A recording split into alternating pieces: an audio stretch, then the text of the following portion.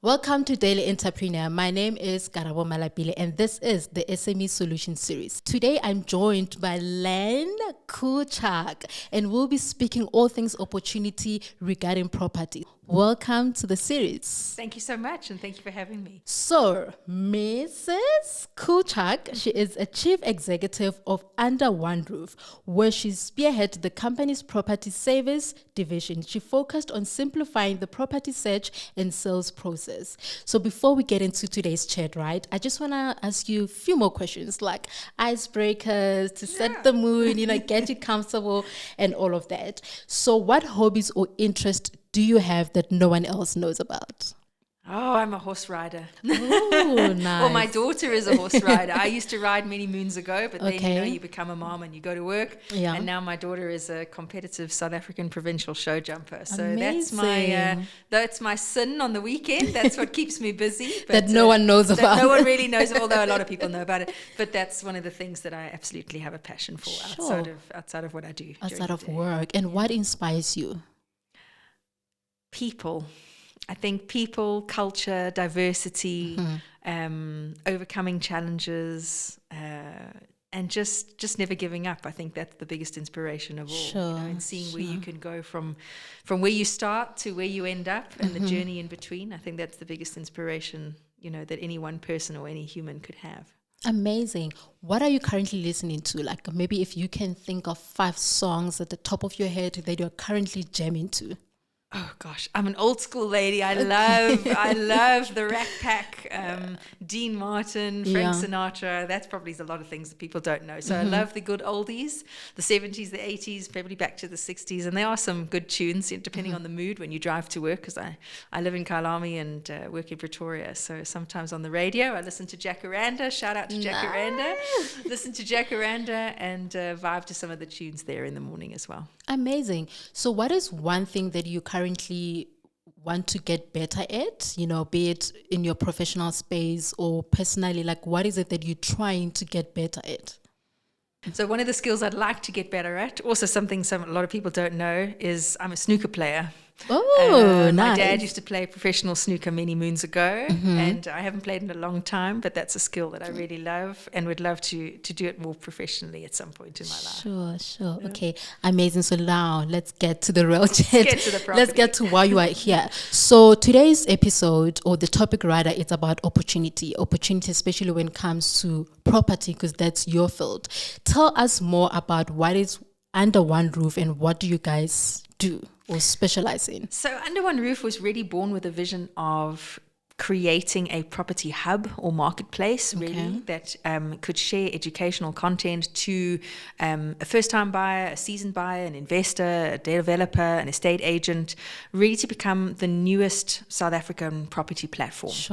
For private individuals, for estate agents mainly, but specifically to list their properties that are for rent and for sale in South Africa, but with a little bit of a twist, to really be able to find the source of information, not only relating to the specific property, but also relating to what people are really searching for. What are you looking for when you're looking to move to a certain neighborhood? If you're looking to move to Centurion, most people are searching nowadays for, does a property have solar? What are the amenities that are around me? What are the school districts like? What are the, it depends when the situation and where you are in your current journey for property. What are you looking for? And if we can supply all of that information in one central place, effectively under one roof, and that's where the name came from, that everything is available there at your fingertips. Sure. And how did you get it off the ground? Did you have to test the concept? And if you did, how did you do that? So we did. So what we thought of first of was doing a lot of sort of market research, and in particular we interviewed some wonderful estate agents that were very kind to sort of give of their time, and we asked them what's currently working in the market. So really putting ourselves in their shoes and understanding from a real estate agency perspective, what are the current portals offering? What are the platforms offering? Is it easy to use? Are there any negatives, and how could we look to improve that process? So from an estate agent perspective, and then we also went to buyers and renters and sellers as well, and asked them, what are they searching for? How are they searching? What are they looking for out of a property platform? And based on all of those research and insights, then we thought, well, this is the direction that we want to go. And we had the direction already sort of thought out, but what's beautiful about the Under One Roof concept is because we're an independent platform, we have the ability to scale, to downscale, and to be agile. So what can happen is, if we get feedback from an estate agent or whatever it may be, they're looking for this sort of adaptation on the platform, or there's something new in market that they'd like to add, we have the ability to do that quite quickly and to course correct what it is that we're doing. So most agents are like commission based, and sometimes you will find that they have to pay for those tidbits, themselves, and it could factor into their profit revenues. Do you need a lot of money to thrive under one roof? So under one roof, no. I think that's one of our biggest USPs is that the under one roof service offering is all inclusive. We're very transparent in terms of what we charge. I hate the word charge, but what we offer as a service. So it's an all inclusive. You pay effectively to list your property online, whether it's a rental, whatever it may be, or a for sale property. You pay to list, and there's no additional fees. Whereas a lot of the other platforms in market, there's extras, and there always are, right? But with us, there aren't. So in other words, we don't charge for the leads that you generate. So any leads or potential customers that are looking at your property, sending you an inquiry, we're not charging you for those. That's on you, that's for you. I don't want your leads. I just want your listings. I just want you to have a place to showcase your property to the market that you're trying to attract to it.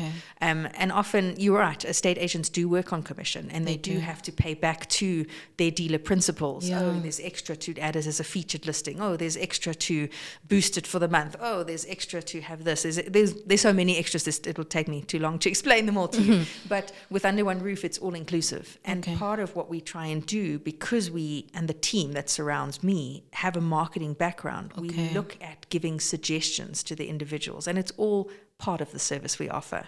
So we're trying to help you be a better estate agent. So if you're looking at I would say a first time, that someone who's new from an SME perspective, that's just starting out in the industry, or that's trying to create their own estate agency, we actually give you feedback on how to better improve the property listings that you have on our portal. And we're doing that from an ongoing basis. It's not just, okay, you've paid, you've listed now on our platform, and you never hear from us again. We're giving you sort of analytical insights. We're giving you access to data, and we're giving you advice, which I think, a lot of people welcome. So what opportunities are there for young people who want to get into the property market? People who not just being homeowners, but maybe buying property to rent it. What opportunities are there? Or are there any opportunities for young people who want to get into the market? So I think there are a lot. It really depends what sort of field of the property market you want to look at. Obviously, there's the investment portfolio that you touched on a little bit now. So again, we were speaking about it a little bit earlier, but you need to plan what it is that you want to do. But from an entrepreneurial perspective, buy to let or buy to rent, you can purchase a property and then potentially look at renting it out, as you say. But in order to be able to purchase that property, there's a lot of planning that needs to happen in advance. You need to realize what are the cost implications of purchasing a home in South Africa. It's not just the deposit, it's also the transfer duty. So I think any entrepreneur needs a plan and a goal, but also any entrepreneur can also look at failing, and it's okay to fail. It's okay to fail. You can always start over quickly and move on. I heard a great talk the other day. And one of the comments which came out of it was, never look back at the areas where you failed. Only learn from them, and rather look forward rather than looking backwards, because each of those failures are experience offering. So, do you think there's a need for education when it comes to property? Do you think there is enough information out there for people who want to get into the market? Is there anything that you think, be it the government, corporates or private sector that can do to make sure that we have enough information to spread out to people who want to get into the property market? So I think there's a lot of content, and I think with a PR background as well, I would say there's content for content's sake. Sure. Is it accessible? There's too much content in a lot of ways too. You know, and the way people are consuming content at this point in time, they're looking at snippets of content because there's so much. There's a lot in of order it, yeah. to get someone's attention, you can only do that for a couple of seconds and then they move on to something else.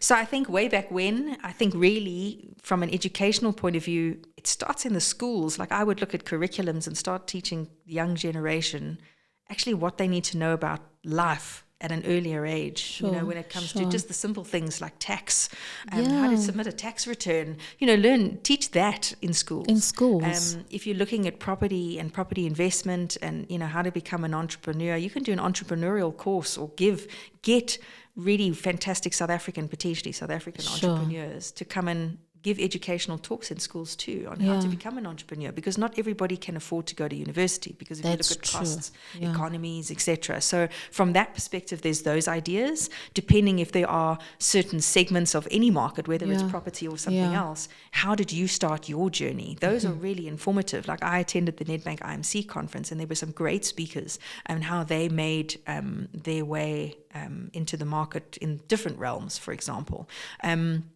So I think from an educational point of view, for around surrounding property, I think there's a lot of information and sometimes it can be confusing because there's so much. And overwhelming, I can imagine. Exactly. Yeah. Whereas if it's more topical and more interesting, like, looking from a marketing as well, if the headline in a PR article or a news article is really catchy, you'll read it. If the first paragraph is really good, it will entice you to read more. Where if it's just bland, I'm going to move on very quickly. You're going to forget about it. I'm not actually going to learn anything from it. So yes, I would say listening to more podcasts, things like this is good because you can learn from others.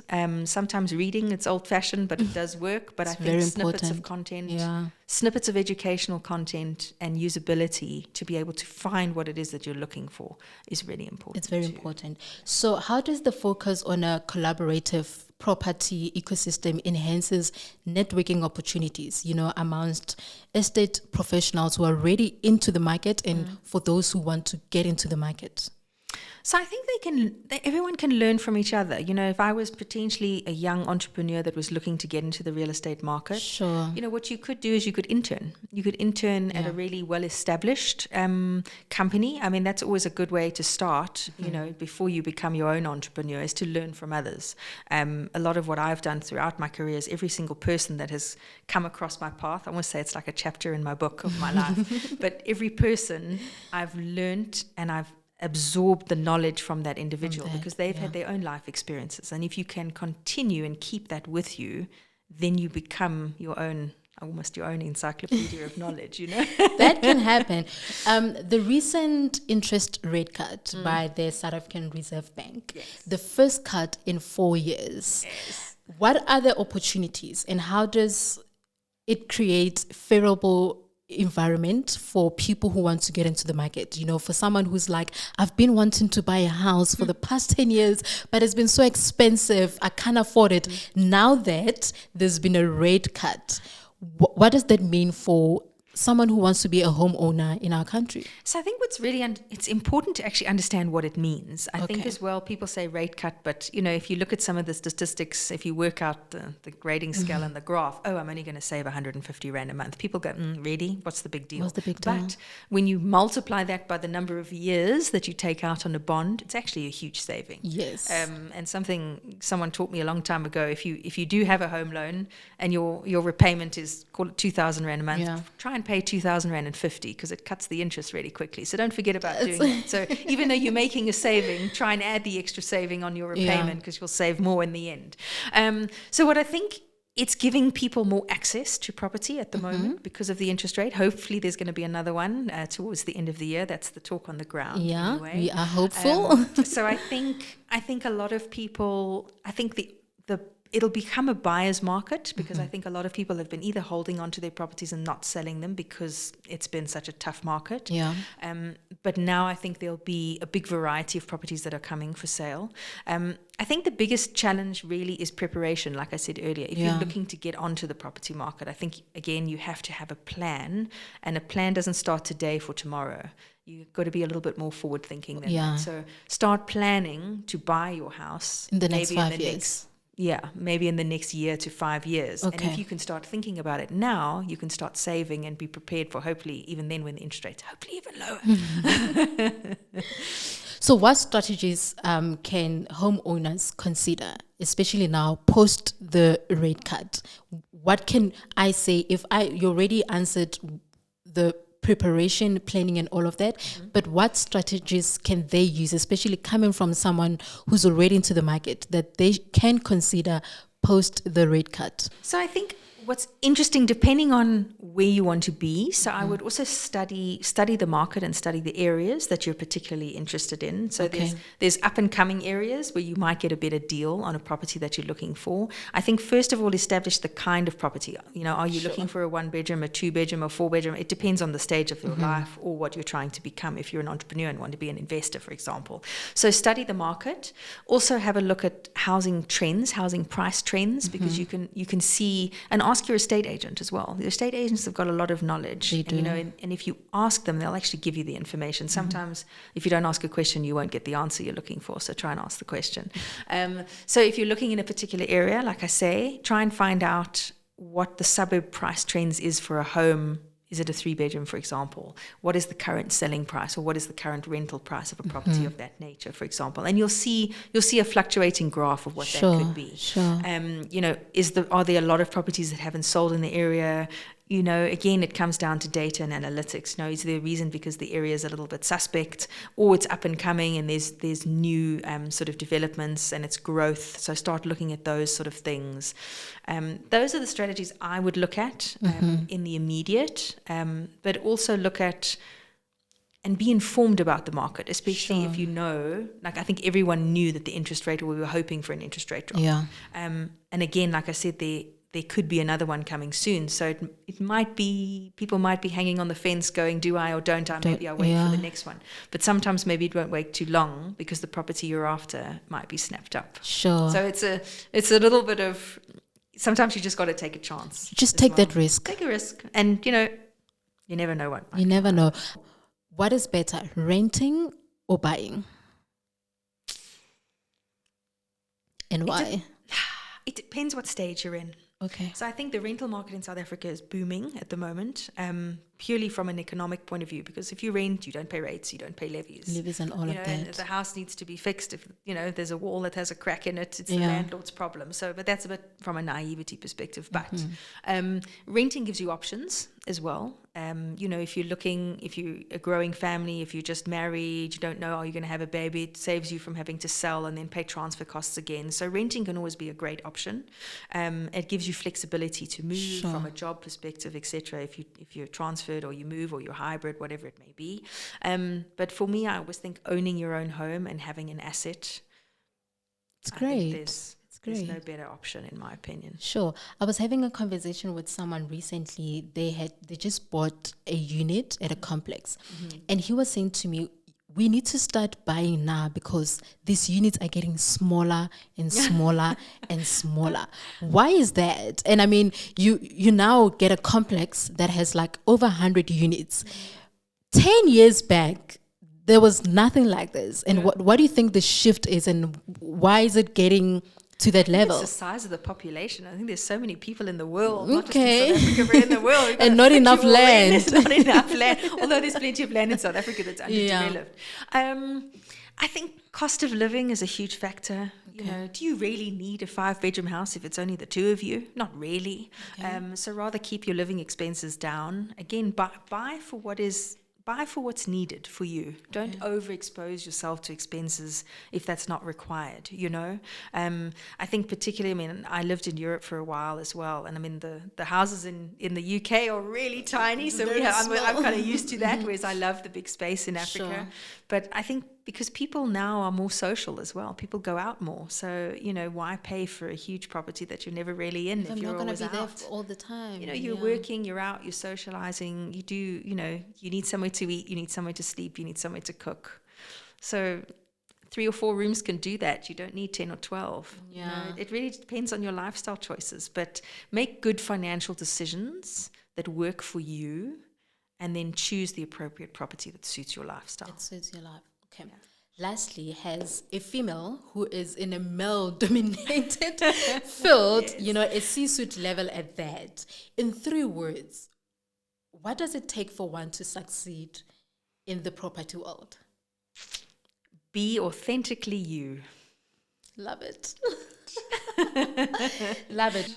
Thank you so much for joining us. I had a great chat, and I hope that this episode will share light into someone who wants to get into the property market.